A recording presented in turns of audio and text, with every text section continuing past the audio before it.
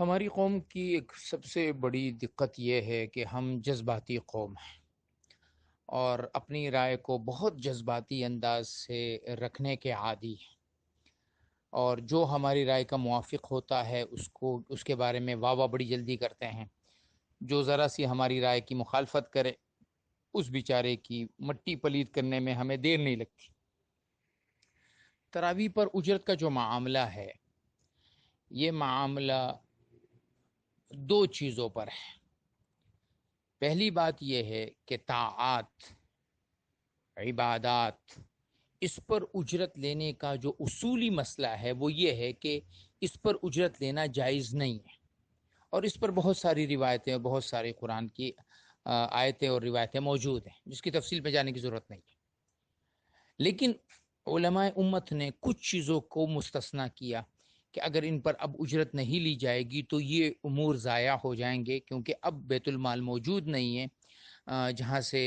ائمہ کو، مدرسین کو، قرآن پڑھانے والوں کو، علم پڑھانے والوں کو جو ہے وہ اجرت دی جاتی تھی، ان کے اکرام کیا جاتا تھا۔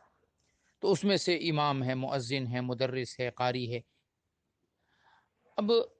تراویح پر اجرت، صرف تراویح پڑھانے پر اجرت، اس پر ہمارے ہاں متفقہ فتویٰ یہ ہے کہ اس پر کسی کا اجرت طے کرنا اور دوسرے کا اجرت لینا اور دینا یہ درست نہیں ہے۔ البتہ قاری آ جائے، وہ خود اپنی خوشی سے قرآن پڑھائے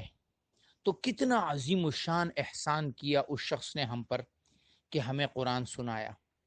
ہمیں اللہ کا کلام سنایا، اس مہینے میں سنایا کہ من قام رمضان ایمانا و احتسابا، کہ جو ایمان رمضان میں قیام کرے گا حالت ایمان میں اجر کی امید پر، اس کے سارے گناہ معاف ہو جائیں گے۔ اس شخص نے اس قرآن کی برکت سے ہمارے سارے گناہ معاف کروا دیے، اس قرآن کو ہمارے لیے قیامت کے دن وکیل بنا دیا۔ القرآن اما شفیع لک او علیک، یا قرآن تیرے لیے وکیل بنے گا، تیرے خلاف وکیل بنے گا، ہمارے لیے وکیل بنا دیا۔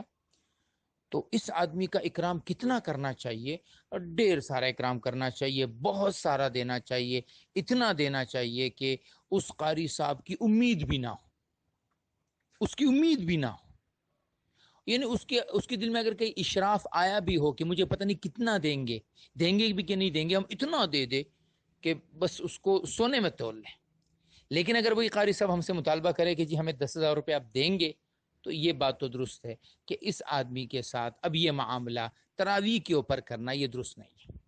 جہاں تک ہمارے مفتی ضیاء خان صاحب کی باتیں ہیں، تو ان کی باتوں کو جب میں بار بار سنتا ہوں تو وہاں سے بھی یہ بات سمجھ میں آتی ہے کہ وہ یہی کہتے ہیں کہ بھئی مانگتا کون ہے، تم خود دو، مانگتا کون ہے، تم خود دو۔ یہ بات بہت درست ہے، ہم مانگے قاری صاحب نہ، لیکن ہم مقتدی انہیں خوب دیں۔ جہاں تک حضرت مفتی صاحب کی جو استدلالات ہیں بخاری شریف کی، ان خیر ما اخذتم علی اجرن کتاب اللہ، یہاں استدلال ان کا بہت غلط ہے، کیونکہ جو واقعہ ہے وہ واقعہ رقیہ کا ہے، اور علماء نے وہاں پر یہ بات، محدثین نے جب بھی بخاری اور مسلم کی اس روایت کی، بخاری کی اس روایت کی شرح کی ہے، تو کہیں پر بھی اس میں اجرت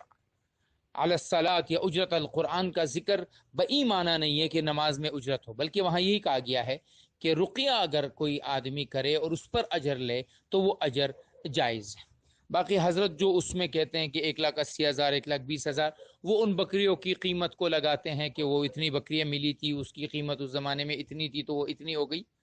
ہمارے حضرت جب کوئی بات کرتے ہیں تو خوب زور انداز سے کرتے ہیں، اپنے انداز سے کرتے ہیں۔ تو میری رائے اس میں یہی ہے کہ ضرور اکرام کرنا چاہیے، لیکن قاری مانگے نہیں، ہم خوب سارا دے دیں۔